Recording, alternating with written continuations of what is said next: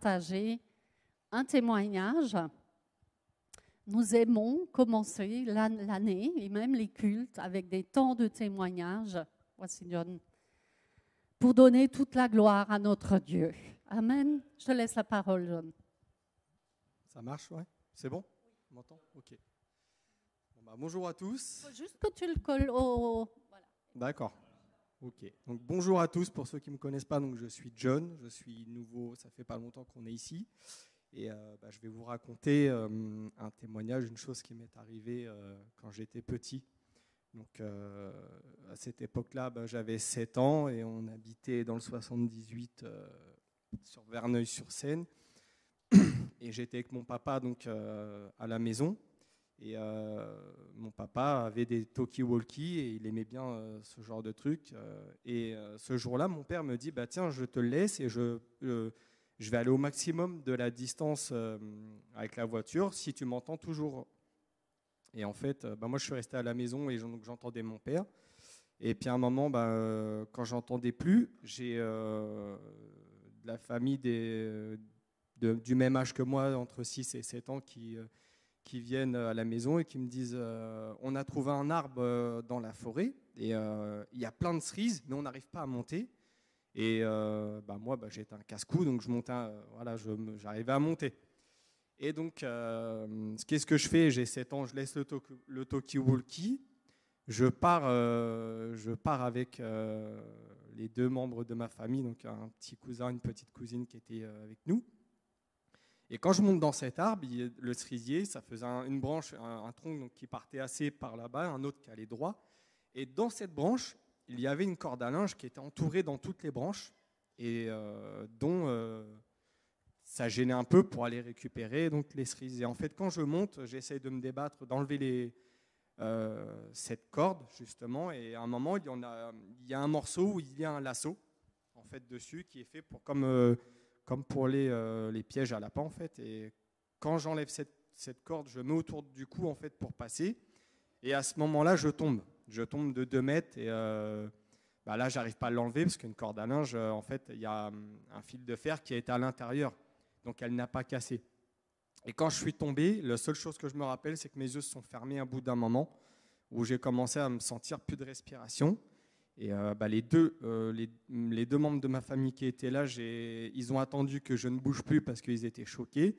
Et donc la petite cousine a fait une crise, comme une crise d'épilepsie. En fait, elle est tombée et elle suffoquait par terre. Et en fait, la forêt était assez loin, donc on était parti assez loin. Le temps que mon père se rende compte que je ne parlais plus au talkie-walkie, il s'est passé du temps. Et donc le temps que Tony court, mon petit cousin qui avait 6 ans, court chercher quelqu'un, il s'est passé du temps aussi. Et quand une personne est arrivée, je ne bougeais plus, la corde à linge était rentrée d'1 centimètre à l'intérieur de ma gorge en fait, parce que ça faisait longtemps que j'étais resté comme ça.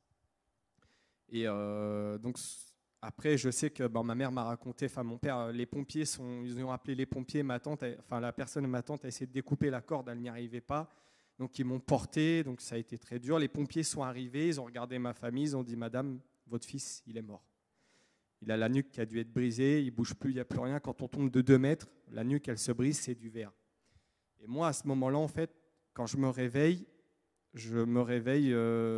comme là, tout droit, je regarde devant moi et je vois tout blanc.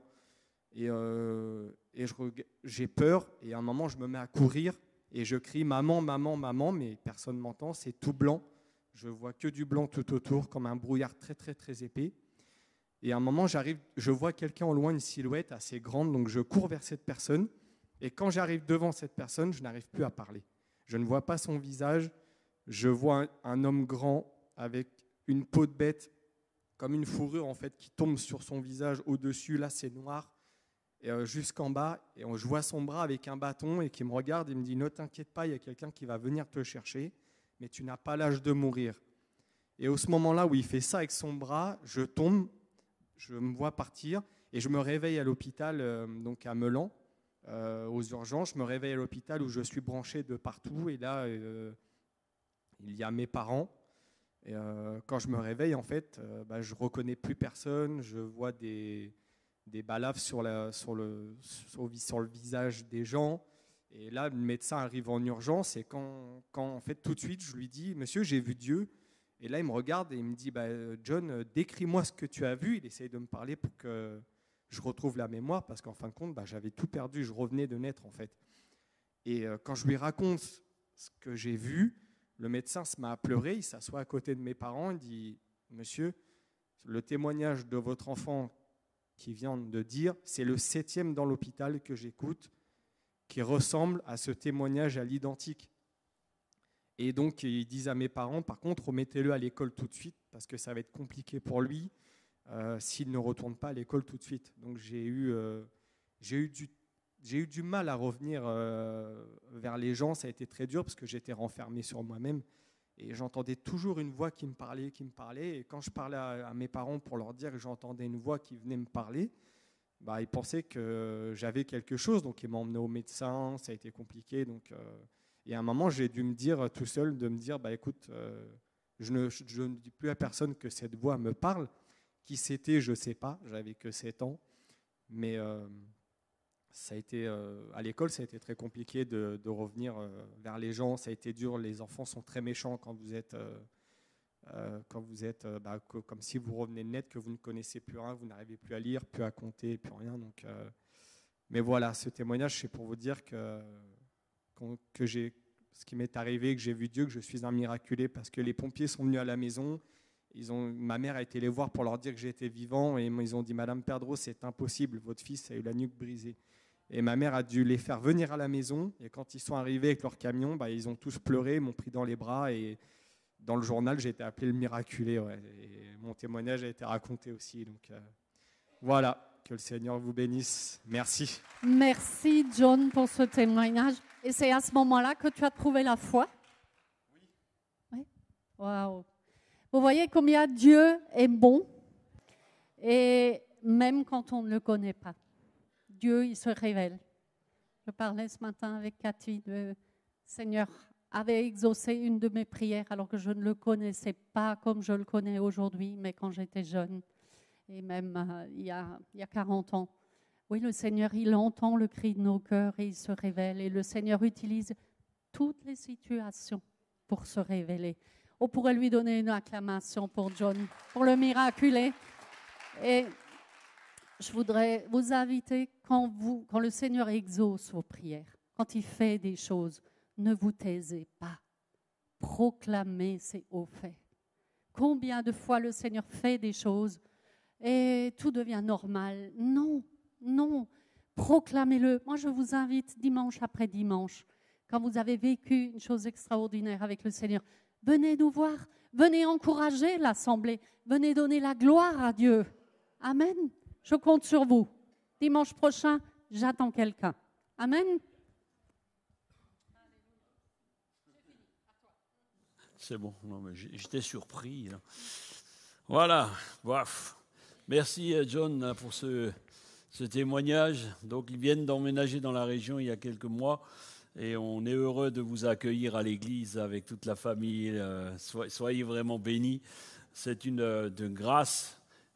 John est un carreleur. Si un jour vous avez du carrelage à faire dans votre maison, on m'a dit qu'il travaille très bien, donc vous pouvez le contacter. Je lui fais un peu de pub parce que c'est vrai qu'ils arrivent ici dans la région, c'est pas évident. Ils avaient une belle entreprise dans la région parisienne, mais ils ont préféré choisir le bon air des Vosges. Est-ce que c'est pas magnifique ça? Amen. Et moi, je bénis Dieu de ce que tout le monde ne descend pas dans le sud. Hein. Il y a des gens qui on descend dans le sud. Dépêchez-vous parce qu'il y aura bientôt plus de place. Alléluia. Amen. Alors, pour ce premier message de l'année, vous savez que pour moi, c'est toujours un défi. Et donc, du coup, comme je n'étais pas sûr de moi, je me suis dit, je vais faire 2 messages. Un aujourd'hui, un la semaine prochaine. Alors, en fait, l'idée, c'est de... Vous avez vu le titre, mon titre, c'est « Mon Église, Horizon 2025 ». J'aurais pu mettre plein d'autres titres, mais je voulais mettre cela parce que je crois que nous devons toujours avoir une vision. Nous devons toujours avoir une vision sur ce que Dieu veut faire au milieu de nous et avec nous. C'est ça qui nous intéresse, n'est-ce pas? Parce que vous savez, moi je dis souvent, l'Église, ce ne sont pas que des gens qui viennent s'asseoir sur une chaise. Le but de l'Église, et vous allez le découvrir aujourd'hui, je ne vais pas spolier mon message tout de suite, mais c'est de vivre pleinement comme un acteur fondamental de ce que Christ a décidé pour nous. Il y a des acteurs au milieu de nous, pas de cinéma, attention, c'est-à-dire des gens qui sont en action, en action. Est-ce que je peux entendre un amen quand vous voulez? Parce que ce matin, j'ai besoin de vos amen parce qu'il faut que vous prêchiez avec moi, vous voyez. Vous savez, si vous êtes sur l'autoroute, par exemple, vous êtes sur une autoroute et tout d'un coup, vous voyez un panneau, prochaine station à 200 km. Qu'est-ce qui se passe? Dans ta tête, tout de suite, tu vas te dire, ouh là là, est-ce que j'ai assez d'essence? Est-ce que les pneus sont bons? Est-ce que je vais arriver jusqu'à ces 200 km de la station qui est en train de se dessiner? Est-ce que je vais y arriver? Tu commences à réfléchir à toutes sortes de choses. Est-ce que j'ai assez d'huile dans le moteur? Est-ce que j'ai du lave-glace? Il y a plein de choses tout d'un coup qui... Waouh! Tu vas avoir les yeux sur... Vous savez, maintenant, on a les petits ordinateurs qui vous disent il reste X kilomètres. Je bénis le Seigneur de ne pas avoir une voiture électrique parce que, des fois, à 200 km, tu te fais du souci. Une fois, j'ai roulé avec une voiture. Ma mère, elle avait une voiture électrique, elle l'avait revendue parce qu'elle stressait trop avec. Chaque fois qu'elle avait un voyage à faire, elle était là en train de dire « Oh là là !» Donc maintenant, c'est bien parce que les nouvelles voitures, elles ont plus d'autonomie. C'est mieux pour ceux qui en ont. OK. Alors maintenant, imaginez si vous transposez ça à votre vie spirituelle. Vous avez besoin d'avoir une vision et de checker tout ce qui est en vous pour pouvoir avancer dans ce domaine. Alors, peut-être tu vas te dire, où est-ce que j'en suis en ce début d'année 2025? Qu'est-ce que j'ai réalisé l'année dernière et où est-ce que je veux aller? Aujourd'hui, on va nous se laisser inspirer dans ce message par deux histoires bibliques pour finalement faire le plein et chercher à comprendre et raviver notre vision, mais ce sera la semaine prochaine. Là, on plante le décor aujourd'hui et la semaine prochaine, on va faire quelque chose ensemble. Plusieurs sont encore en vacances, ne sont pas là. On va les bénir aussi, ceux qui sont en vacances. Est-ce qu'on peut bénir ceux qui ne sont pas là? Plusieurs sont malades aussi, on les bénit également. Alors, jeudi soir, nous étions, donc moi je dis une chose, et je crois que Cathy a déjà donné une parole ce matin, que l'Église, il y a un réveil qui va se produire. Moi, j'en suis convaincu. Et je vais dire, 2025, c'est l'année de l'Église. Est-ce que vous pouvez répéter ça avec moi? 2025, c'est l'année de l'Église. Jeudi soir, nous étions invités à la réception officielle des vœux du maire. Et alors, des fois, ça peut être long, mais il a brossé le portrait de ce qu'il y a eu l'année dernière et il a brossé le portrait de ce qu'il veut améliorer, les points, les projets à venir. Et vous savez, si les autorités publiques de notre pays, le gouvernement, tout le monde le fait, les entreprises le font. Quand j'avais mon entreprise, je faisais la dernière semaine de l'année, je faisais des projets. Même si 90% des projets n'aboutissaient pas, mais il y avait des projets. Alors quand je réussissais 80% de mes projets, j'étais content. Eh bien, dans l'Église, nous avons besoin également d'avoir une vision claire des choses. Parce que pourquoi? Si le monde fait des projets, si le monde fait des bilans, l'Église a plus forte raison en tant qu'ambassadeur de Christ. Vous êtes ambassadeur de Christ. Vous êtes des ambassadeurs. Là, vous êtes monté en grade aujourd'hui. Ambassadeur de Christ. Et si eux le font, pourquoi ne le ferions-nous pas? Jésus, vous savez, il avait un grand projet. On a fêté Noël, ça a été dit par Denis tout à l'heure, il y a quelques semaines, 2 semaines. Jésus avait un projet quand il est venu sur terre. Son projet n'était pas de rester dans une crèche sous un sapin à Noël. Son projet, c'était quoi? C'était de sauver l'humanité. C'était son projet. Et il a mis en place des choses pour que ce projet puisse se réaliser. Et en fait, il y a un thème qui dit dans la Bible, En hébreu, c'est vision. Il y a une vision. Et le terme hébreu, c'est le hazon, ou la hazon, vous pouvez dire le ou la, c'est égal. Il n'y a pas d'article féminin ou masculin devant. C'est, moi je dis le hazon, la vision que le Seigneur donne. Dans Proverbe 29, 18, vous connaissez ce passage, je le cite régulièrement parce que je suis un homme de vision et je veux continuer. Et des fois, je suis obligé de me donner, me pincer les oreilles, ou me donner un coup de pied où je pense, pour que je réanime à nouveau la vision. Est-ce que ça vous arrive également? C'est vrai, parfois on a une vision et quand on voit que le but n'est pas atteint, on est déçu. Je vous parle cœur à cœur, c'est vrai. Proverbe 29 dit au verset 18, « Là où il n'y a pas de vision, là où il n'y a pas de raison, eh bien le peuple est sans frein. Heureux celui qui garde la loi. Là où il n'y a pas de raison, là où il n'y a pas de vision, il n'y a rien qui va se produire. » Est-ce que tu es dans les starting blocks pour entrer dans l'année 2025, vision pour l'Église? Ah, c'est pas encore bon. Ça va venir, ça va venir. La première chose, vision, c'est quoi? C'est la révélation. C'est une révélation divine. C'est un message qui est donné par Dieu pour nous. Le message de Jésus est un message pour toi, pour moi, pour nous tous.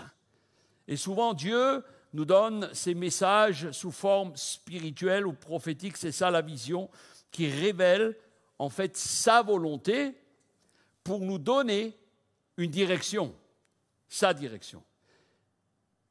Le mot vision, hazon, fait référence à une révélation ou une direction de Dieu qui guide son peuple. C'est ça son objectif. La deuxième chose du hazon, c'est une perspective spirituelle. Ce n'est pas juste on va d'un point A à un point B, mais c'est une perspective spirituelle, une manière de voir les choses avec les yeux de Dieu. Communiquer une vision, c'est pour que nous puissions voir les choses, pas comme nous les voyons, mais comme Dieu les voit. C'est ça le razon, c'est ça ce que Dieu veut faire. Les yeux de Dieu. Et ça comprend quoi? Ça comprend ses plans, ça comprend ses desseins, ce qu'il a prévu pour nous. Et la troisième chose de la vision, c'est qu'elle nous donne une direction claire et inspirée par son esprit. C'est un appel ou un objectif que Dieu nous donne pour nous. Et souvent, c'est lié à une mission ou à une destinée. Vous êtes toujours avec moi? Oui. OK. Alors, un de nos slogans ou de mes slogans préférés que nous avons depuis des années à Vie chrétienne est celui-ci, voir loin, penser large et avancer ensemble. L'Église, tout à l'heure, je vous ai demandé de vous retrouver pour prier les uns pour les autres. L'Église, ce n'est pas une personne isolée et qu'on place comme ça dans un coin, c'est ensemble.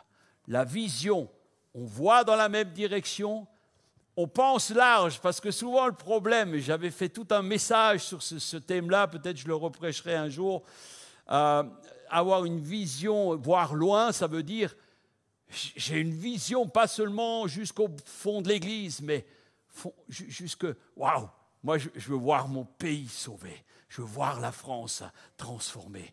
Nous faisons partie d'une union d'églises qui s'appelle UAPM, Union d'Assemblées Protestantes en Mission. Et le mot mission est que nous faisons partie de ce défi, de ce projet. Voir loin, penser large, ça c'est notre défi. C'est le défi de nous chrétiens parce que trop souvent, notre pensée n'est pas large. Notre pensée, elle est étroite. Nous pensons, il faut que ce soit comme ça. Si ce n'est pas comme ça, ce n'est pas bon. Eh bien, le Seigneur te dit ce matin, mon frère, ma sœur, pense large. Tu es là, ouvre tes œillères. Waouh! Et vous savez, voir à 180 degrés, c'est génial. Moi, j'aimerais avoir des yeux derrière, comme ça, je fais 360, ce serait encore mieux. Hein. 180, c'est pas mal, mais 360, c'est encore mieux.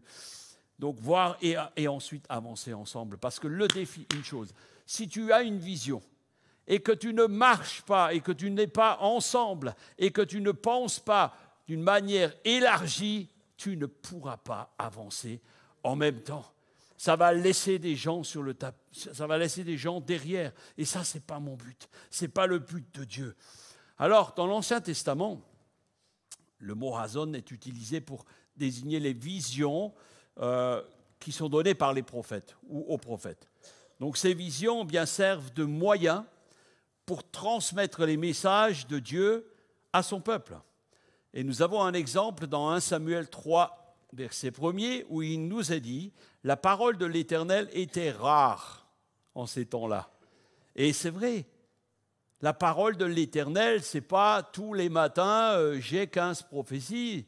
Là, c'était rare. Les visions étaient rares, le razon n'était pas fréquent. Et le mot parle d'une perspective ici de long terme. Ce n'est pas juste je reçois une pensée pour aujourd'hui, pour ce jour. C'est une vision de long terme qui a un but pour dépasser les circonstances du moment, les circonstances de l'instant. La vision, le razon est essentiel pour que nous puissions être guidés, pour qu'un individu soit guidé, pour que nous puissions avoir une direction, pour que nous puissions marcher dans une énergie spirituelle qui nous est donnée par l'Esprit. Sans vision, mes amis, les efforts vont être dispersés et parfois inutiles. La vision est cruciale pour une bonne croissance personnelle, parce que si je ne grandis pas personnellement, l'endroit où je me trouve sera privé de beaucoup de choses. Pourquoi devons-nous croître personnellement? Parce que si nous voulons que la communauté grandisse, si nous voulons que la communauté croisse, nous devons grandir d'abord. Amen. Dites-moi Amen de temps en temps. Comme j'ai dit, la vision nous inspire et nous aligne sur les actions et les desseins que Dieu a prévus. Alors, ce début d'année 2025, c'est une invitation, c'est le Seigneur qui nous invite à renouveler finalement notre engagement envers lui, notre engagement les uns envers les autres, notre engagement envers son Église et à nous remémorer le razon de vie chrétienne, de l'Église vie chrétienne. Et nous le ferons sur ces deux messages qui s'intitulent « Razon, une saison, un horizon 2025 pour mon Église ». Voilà. Alors, on va naviguer sur quelques passages de l'Ancien Testament que j'ai choisis et sur le Nouveau Testament pour appuyer ces points. Et la semaine prochaine, nous allons détailler ces choses. L'Église, ce n'est pas un club de copains. Je suis désolé de vous le dire.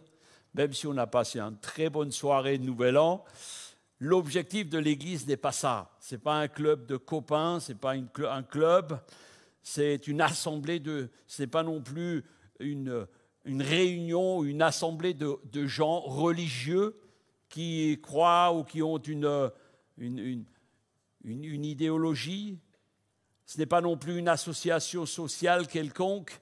L'Église est une communauté de personnes unies par la volonté de Dieu pour annoncer le salut à quiconque croit. Amen. Ça, c'est ça l'Église. Une communauté de gens unis pour annoncer le salut à quiconque croit. Pourquoi? Parce que Christ, dans Éphésiens 5, 25, nous dit ceci. Il a tellement aimé l'Église et il s'est livré lui-même pour elle. Dans cette série, nous allons explorer deux approches complémentaires. D'abord, l'appel à restaurer l'Église, et nous allons le voir à travers l'histoire d'un roi, du roi Joas, et la priorité d'adopter une attitude de service, d'amour, comme le modèle de Marthe et Marie, dont le message vous a été délivré le mois dernier. pourquoi j'aime mon Église? Pourquoi j'aime l'Église? Pourquoi j'aime mon Église? Eh bien, j'ai la vision, le raison de mon Église, et je la vois comme un lieu de restauration. Un lieu de restauration. Pas seulement ceux qui sont dedans, mais aussi ceux qui sont déjà dedans. Il y a une phase, mais aussi un lieu de restauration pour ceux qui sont encore dehors et qui en ont tellement, tellement besoin. C'est ça la vision. Le roi, Athalie, la reine, c'était la mère d'un roi qui est décédé à Asia. Et c'était pas une femme qui était très gentille. Hein. Alors elle a tout fait pour se prendre le pouvoir pour elle. Et elle a massacré toute sa descendance. Ah oui, vous lisez l'histoire. C'est dans 2 Rois, à partir du chapitre 11. Et il y avait un sacrificateur, d'abord la sœur du roi qui était mort, donc le fils de Athalie, sa femme c'était Jochébed. Jochébed a sauvé un de ses fils, Joas, et il l'a donné au sacrificateur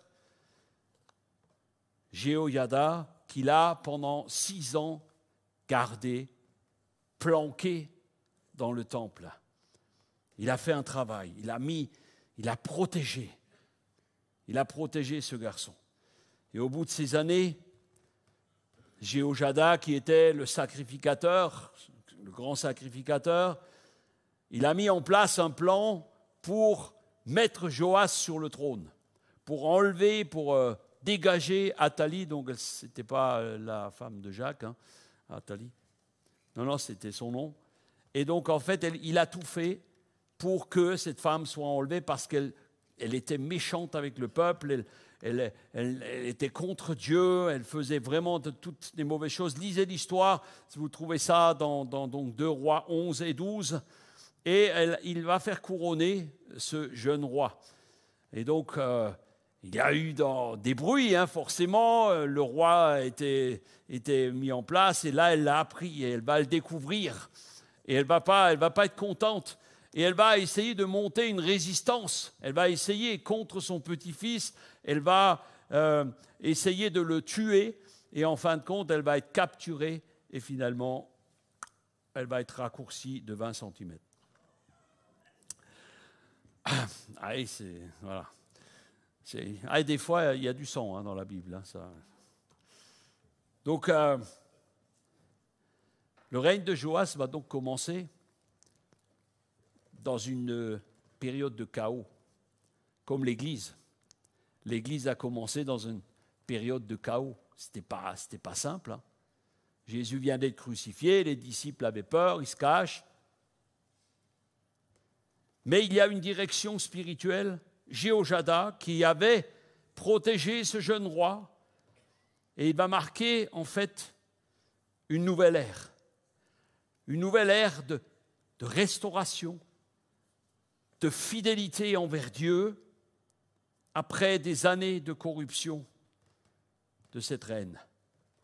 Et Joas va entreprendre premièrement quelque chose. Il va entreprendre quoi ? Il va entreprendre de restaurer le temple de Dieu, qui était le symbole de la présence de Dieu.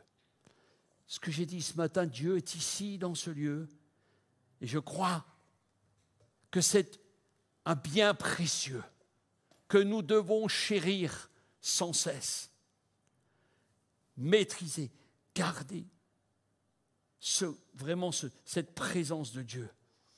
Et ce jeune roi, il a vraiment ce souci, le souci de garder et de restaurer la présence de Dieu pour le peuple, pas pour lui, mais pour le peuple. Alors, pourquoi je vous raconte cette histoire ? Nous pourrions finalement saisir l'importance de ce qui s'est passé là, parce que l'Église, c'est comme un lieu de refuge. L'Église est un lieu de refuge. Tout comme Joas a été protégé dans le temple, par le sacrificateur Jéhojada, l'Église est appelée à être un sanctuaire pour ceux qui cherchent Dieu. Le psaume 9, verset 10 dit ceci: « L'Éternel est une retraite assurée pour l'opprimé, une retraite au temps de la détresse. » Lorsque tu cherches à protéger la présence de Dieu, lorsque tu cherches à restaurer la présence de Dieu, tu es en train de dire, psaume 9, verset 10, « L'Éternel, viens dans la présence de l'Éternel parce qu'il est à haute retraite. » C'est lui qui va te protéger. La priorité pour Joas, c'était la restauration. L'Église, un lieu de restauration. Le temple était restauré. C'était une priorité. C'était plus qu'une réparation physique. Il y avait peut-être des trous dans le toit, il y avait peut-être des portes qui manquaient, des fenêtres, mais c'était plus que ça. C'était un acte d'amour et de retour à Dieu. Parce que pendant toutes ces années, le peuple s'était détourné de Dieu. Le peuple s'était complètement éloigné. Pourquoi? Parce que ceux qui dirigeaient le peuple ne le faisaient pas. Ceux qui dirigeaient le peuple ne les orientaient pas à trouver Dieu. Ils les orientaient à les trouver eux. Et ils remplaçaient quelque part Dieu. Alors en cette nouvelle année, mes amis, cherchons à construire ou reconstruire des relations, peut-être des relations brisées, raviver notre foi. Et je vous invite à fortifier notre unité en tant que corps de Christ, famille de Dieu, à travailler à vivre les guérisons des cœurs, cœurs brisés, des vies brisées et des rêves brisés. Voici la vision, le rason. C'est ce que Dieu veut. C'est le plus important. Ce n'est pas qu'il y ait 3 trous dans le plafond. Hein. On en est. On va les réparer. Hein, Philippe? La deuxième chose, j'aime mon Église, la vision de mon Église, en choisissant d'abord une attitude comme celle de Marie. Celle de Marie. Parce que c'est un lieu essentiel dans la présence de Dieu. Notre Église est un lieu essentiel dans la présence de Dieu. Chaque fois que tu viens ici, tu te dis, moi le matin, je me réjouis quand on se retrouve dans la petite salle de prière. On arrive, on n'est pas très nombreux, mais il y a une soif de chercher la présence de Dieu. Simplement, on est là, on commence à prier, on prend un petit chant et tout d'un coup, la gloire de Dieu. Et parfois, c'est juste extraordinaire. On est des fois 7, 8, des fois 10. Et tout d'un coup, il y a comme des chants qui montent. On a l'impression d'être 10 000. Les anges chantent avec nous. Alléluia. Gloire à Dieu. Ouais. Et mes amis, c'est ce que nous voulons vivre dans cette église. Ce que nous voulons vivre ensemble. Si tu viens ici le dimanche matin, tu dis « Waouh, c'est pas, il y a l'apéro après aujourd'hui parce que c'est le jour de l'an. » Ok, ça fait partie. Mais ce que je veux, Seigneur, ce matin, parle-moi. Parle-moi dans la louange. Parle-moi à travers une prophétie. Parle-moi à travers la prédication. Parle-moi par la bouche de quelqu'un. Parle-moi par ta parole. Waouh! Si tu viens avec cette attitude de cœur, c'est la vision de Dieu que tu es en train de mettre en place. Alléluia. Alors que Marthe s'occupait des travaux, on a vu le message, je vous invite à le regarder sur la chaîne, vous pouvez le revoir. Marthe est en train de s'occuper des travaux ménagers, mais Marie se met aux pieds de Jésus. Waouh! Seigneur, parle-moi, j'ai soif, j'ai envie. Je cherche ta présence. Alléluia. La vision, le rason, c'est en 2025, prioriser le temps que tu passes dans la présence de Dieu. Alléluia. Dans notre activité pour l'Église, n'oublions pas que notre première mission, c'est de rester connecté à Dieu. Notre première mission, c'est rester connecté à Dieu. Dans Luc 12, 31, il est dit « Cherchez plutôt ». Il n'a pas dit de ne pas chercher autre chose, mais il a dit cherchez plutôt le royaume de Dieu. Et toutes ces choses vous seront données de surcroît. Et si tu cherches le surcroît d'ailleurs, tu vas passer à côté de l'essentiel. À côté de l'essentiel. Nous voulons vivre un service équilibré. Toute chose concourt au bien de ceux qui aiment Dieu. Comme Joas a été guidé par Jéhojada dans les réformes qu'il a apportées, eh bien aujourd'hui, mes amis, nos actions doivent être dirigées premièrement par la parole de Dieu, premièrement par la prière, par l'Esprit. Alors laissons le Saint-Esprit, mes amis, laissons le Saint-Esprit nous conduire pour faire de cette Église, de notre Église, de ce lieu de présence de Dieu, laissons-le nous faire croître spirituellement, comme dans une maison où la présence du Seigneur est tangible. Quand tu rentres dans ce lieu, dis-toi, dimanche prochain, tu ouvres la porte. Et là, tu vas te dire, Dieu est là. Je sens là. Moi, des fois, je m'imagine des choses. Hein. Des fois, j'aime bien m'asseoir. Alors, moi, j'ai un défaut, je ne peux pas rester trop tranquille. Hein. Ça, c'est mon truc. OK. Il y en a d'autres? Ça arrive? Ouais, il y en a, OK. Alors, des fois, quand je m'assois, le matin, ça m'arrive, je mets un casque sur les oreilles, je mets une petite musique ou j'écoute la Bible. Et là, je m'imagine dans le décor. Et là, un jour, je lisais qu'une fois par an, le grand sacrificateur pouvait rentrer dans le lieu très saint. Imaginez-le, il y a le parvis, il y a le lieu saint et le lieu très saint. Une fois par an, il y a un seul gars qui pouvait rentrer dedans. Oh, je dis, purée, qui n'aurait pas eu la curiosité de voir ce qu'il y a là-dedans? Quand tu viens ici, aujourd'hui, c'est possible. Aujourd'hui, c'est possible. La présence de Dieu, c'est grâce à Jésus qu'on a ça. Le gars, il devait rentrer là-dedans et s'il n'était pas clean jusqu'au bout, il tombait raide mort. Hein. Là, aujourd'hui, tu viens dans ce lieu, tu dis, Seigneur, je n'ai pas été super bon dans cette semaine. Hein. Je crois que j'ai besoin que tu me secoues.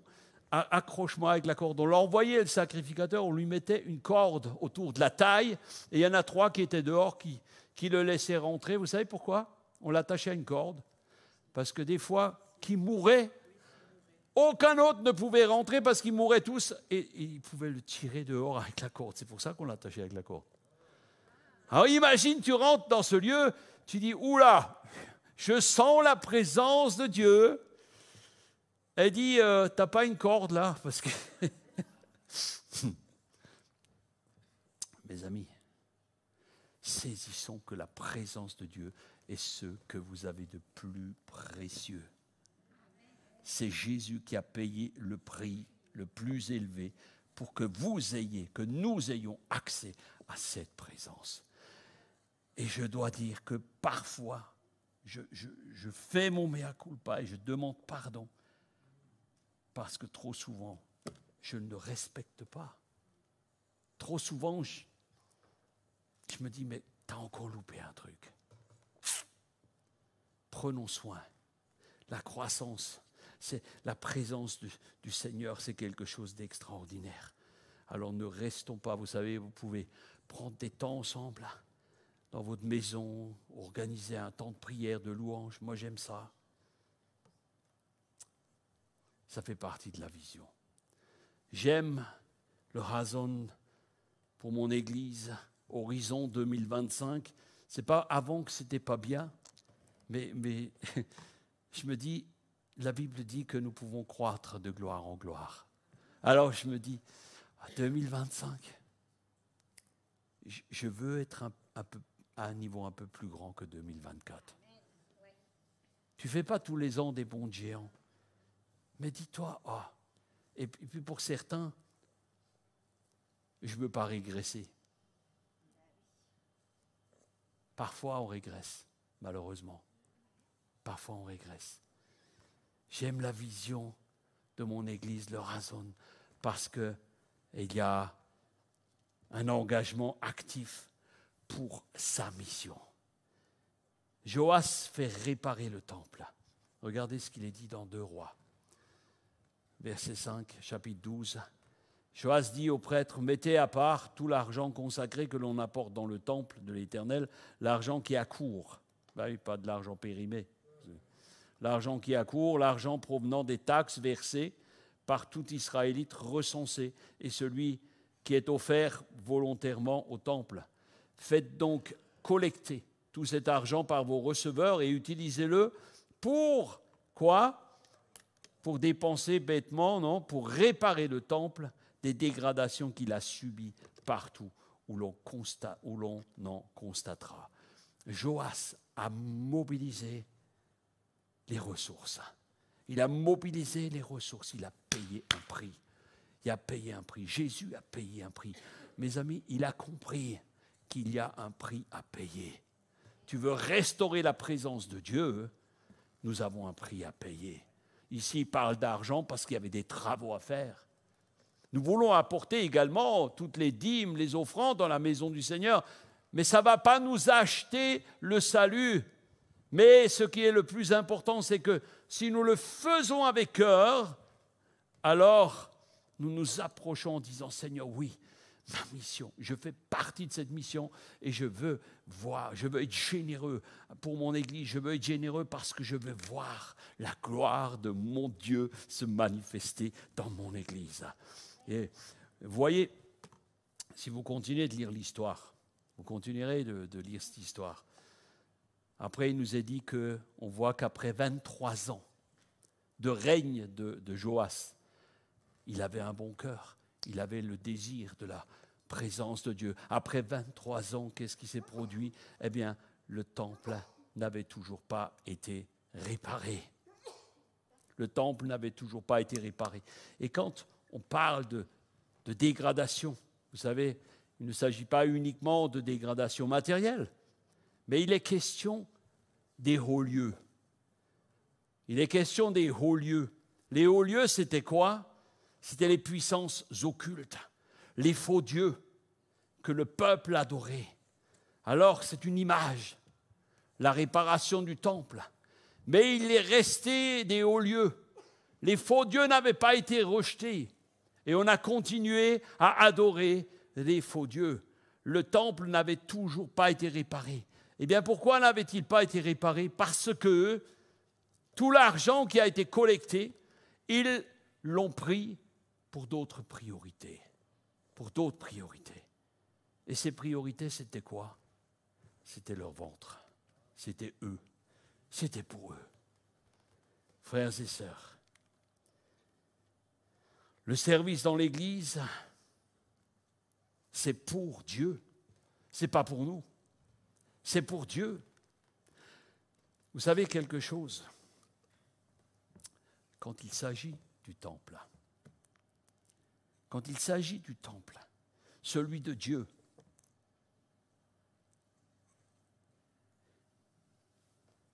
ou du temple du Saint-Esprit, c'est-à-dire toi, c'est-à-dire moi, il y a des luttes. Il y a des luttes. Quand tu veux faire quelque chose pour Dieu, il y a des luttes. Tu as des combats. Les hauts lieux sont fortement incrustés de partout. Les idoles sont là. J'avais fait un message il y a quelque temps. Pourquoi abattre les poteaux sacrés? Et je vous invite à le revoir, vous le trouvez sur la chaîne. Les poteaux sacrés. Abattre les poteaux sacrés. J'ai des poteaux sacrés dans ma vie. Et j'ai besoin, en ce début 2025, que ces poteaux-là soient abattus. Et tu as besoin simplement de les identifier. Les poteaux que moi j'ai, ce n'est pas les mêmes que toi.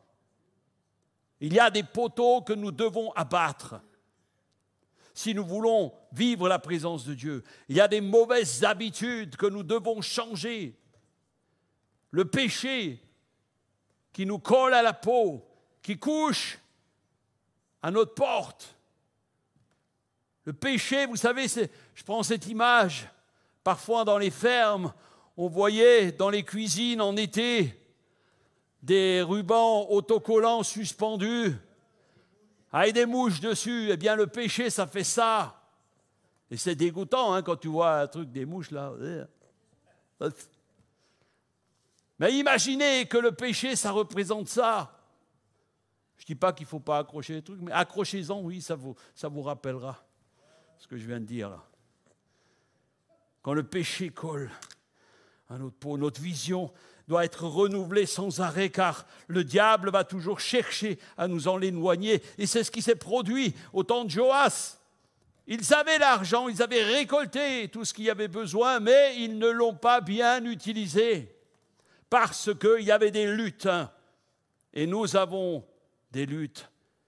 Nos résolutions. Est-ce qu'il y en a qui ont fait des résolutions au 1er janvier ?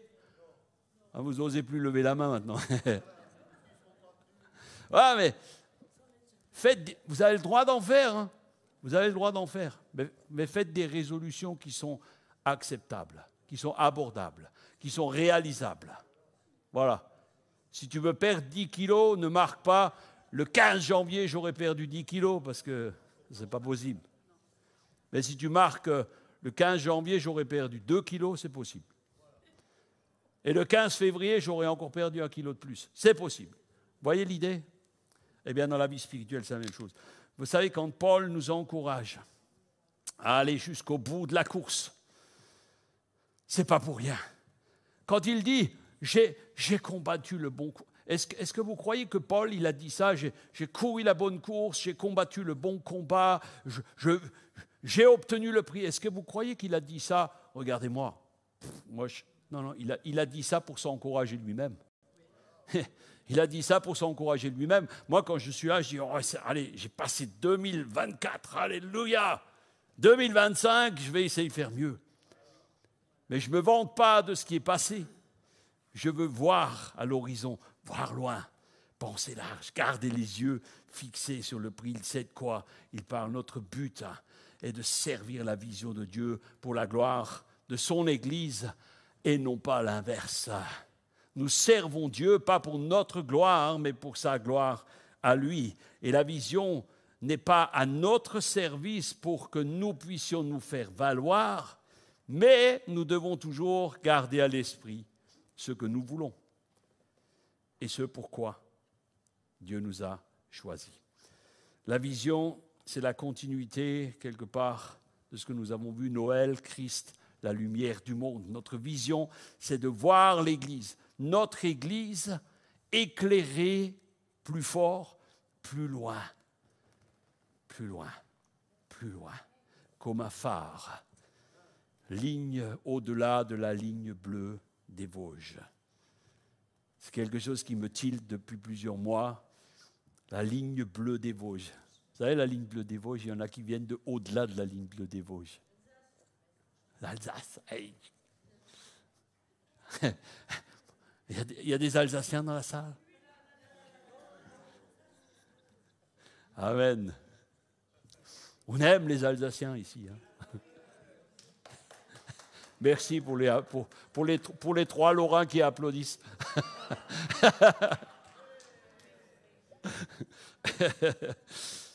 Mes amis, investissez-vous dans le razon de votre Église. Apportez vos dons, votre temps, vos talents avec joie, avec espérance, prière et action de grâce. Je crois que je vais abréger mon message parce que je parle toujours trop. 2 Corinthiens 9, 7 nous dit que chacun donne comme il l'a résolu en son cœur, sans tristesse ni contrainte, car Dieu aime celui qui donne avec joie.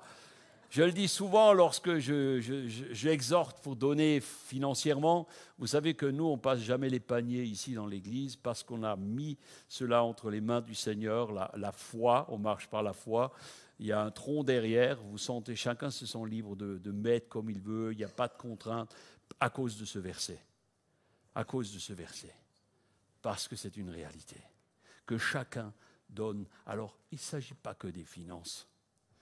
Quand tu fais quelque chose, et je sais que ceux qui sont ici avec nous, ce que vous le faites de bon cœur. Et je me réjouis de ça. Et c'est quelque chose, la vision, c'est quelque chose qui doit se communiquer au-delà. c'est vous qui allez le faire.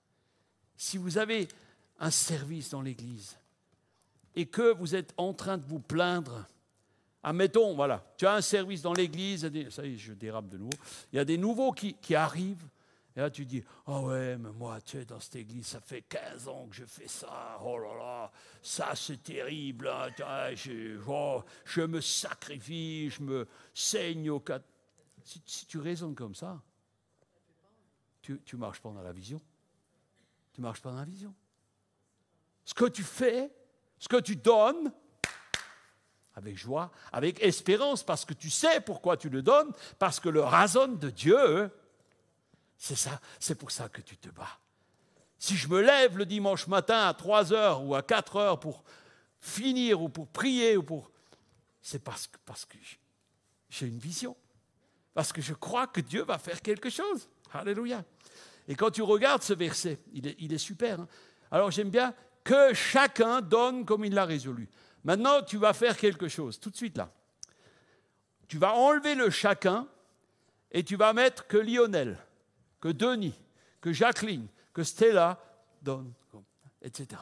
Tu mets ton nom et tu vas voir que ça fait drôle. Et il n'y a pas que ceux que j'ai cités, hein, c'est pour tout le monde. Et oui, que chacun donne comme il a résolu. Amen. Ouf, allez. L'objectif, c'est que nous puissions ensemble renforcer l'unité. Nous voulons être proactifs dans la vision, proactifs dans la vision. Soutenir, nous engager dans quelque chose qui nous passionne. C'est ça, marcher dans la vision. C'est ça, marcher dans le Razon. Et je crois que je garde les derniers points pour la semaine prochaine. Parce qu'il y a trop de choses. Je suis toujours comme ça, je commence petit, je me dis je vais faire un petit message pour le nouvel an, puis après je vous garde 2 heures. Et là je vais finir. Ça va? Vous savez pourquoi je finis? Parce que je veux que vous soyez là la semaine prochaine.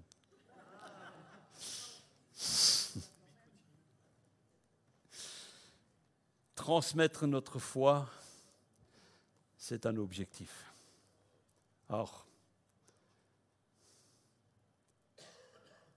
je prends la conclusion, là il faut que j'improvise. Tac, tac, tac, hop, hop, hop.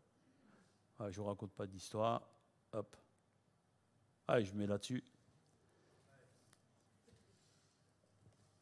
Tout comme Joas avait cette vision de restaurer la présence de Dieu, le temple. Nous voulons nous engager à restaurer, à revitaliser et renforcer notre Église en cette année 2025. Vivre l'Église en 2025, c'est un défi incroyable. Laissez-moi vous dire quelque chose. Vous êtes des héros d'aujourd'hui. Eh oui. Vous ne le croyez pas, hein? Vous êtes des héros d'aujourd'hui. Parce que bâtir l'Église, ce n'est pas pour les faibles. Bâtir l'Église, ce n'est pas facile. Ce n'est pas pour les faibles. Mais c'est pour les gens de conviction, des gens qui ont une force. Hein. Et une dernière chose que je voulais vous dire, il faut du courage, de la résilience, de l'amour, de la force pour se maintenir en tant que chrétien affirmé aujourd'hui. Vous êtes des héros du Seigneur en 2025. Il y a une nouvelle année, un nouvel engagement, un renouveau du Razon, horizon 2025, voir loin, penser large, avancer ensemble, garder cette image. Vous l'avez un peu partout dans la salle. Quand vous la voyez, pensez à ça. Nous voulons dépasser la ligne bleue des Vosges. Et je vous ai brossé un peu courtement, de manière abrégée, le portrait de la vision de Dieu pour son Église en général, parce que ce que je vous dis ici, on n'est pas une Église unique, hein. C'est pour toutes les Églises. Et une fois n'est pas coutume, je vais terminer mon message par un teasing sur le message de la semaine prochaine. La semaine prochaine, je vous parlerai d'un de mes héros préférés. J'en ai plusieurs. Hein. Josué, ça c'est un de mes héros préférés. Néhémie. Néhémie. Qui aime Néhémie? Ah, moi, je lis Néhémie minimum 3 fois par an. Ça, c'est... Ah ouais, et chaque fois, j'y trouve quelque chose. Et je vous parlerai de ce grand homme. Et on va faire ce qu'on va faire ensemble, un état des lieux. Un état des lieux de l'Église. Alors, et on va aussi travailler à ce qu'on va faire. La vision. Le Razon, c'est la vision pour 2025 et au-delà. Alors, manquez pas le culte la semaine prochaine. Parce que on ne le mettra pas en ligne en direct. Parce que ça va être un culte, c'est nous, c'est vous. C'est vous. Donc, soyez présents. On va aborder tous les sujets. Famille, vie chrétienne, soyez présents. Donc la semaine prochaine, on va vraiment prendre ce temps. Maintenant, j'aimerais juste prier et je vais vous laisser après partager entre vous. On va encore prendre un chant, Cathy, ouais, tu peux venir. On va prendre un dernier chant. Les bontés de l'Éternel se renouvellent chaque matin. Est-ce que vous le croyez? Alléluia. Florence, les bontés de l'Éternel se renouvellent. Alléluia. Est-ce qu'on peut prier ensemble? On veut avoir une vision de guérison, de victoire. Là où il y a des malades, des maladies, nous déclarons aujourd'hui que nous abattons tous les poteaux qui sont source de maladies au nom de Jésus. Nous déclarons, Seigneur, la vision pour l'Église vie chrétienne comme une vision émanant de toi, Seigneur. Et je prie pour chaque personne, pour chaque membre de cette assemblée, présent ou non présent aujourd'hui, que le Razon va à nouveau saisir les cœurs, libérer quelque chose. Nous refusons de marcher dans les habitudes. Nous refusons de marcher dans la médiocrité, dans la pauvreté. Nous refusons de marcher dans le passé.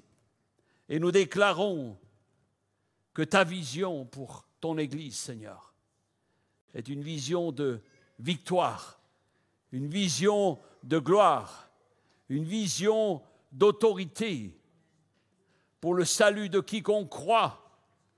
Nous proclamons, Seigneur, que ton évangile, c'est la lumière qui éclaire le monde. Et je te bénis aujourd'hui, Seigneur, pour chaque membre, pour ceux qui sont ici depuis longtemps, pour ceux qui viennent d'arriver, pour les jeunes, pour les moins jeunes, pour toutes celles et ceux qui ont contribué, qui ont mis leur pierre à l'édifice, afin que ton temple, ta présence puisse être manifestée aujourd'hui.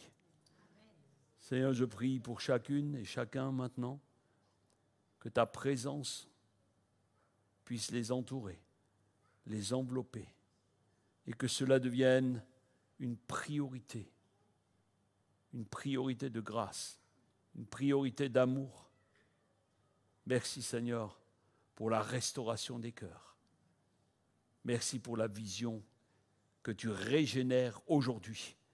Non, nous ne sommes pas la queue, mais nous sommes la tête, c'est ce que tu nous as dit. Et nous saisissons cela en ton nom. J'ai prié par le précieux nom de Jésus. Amen et amen.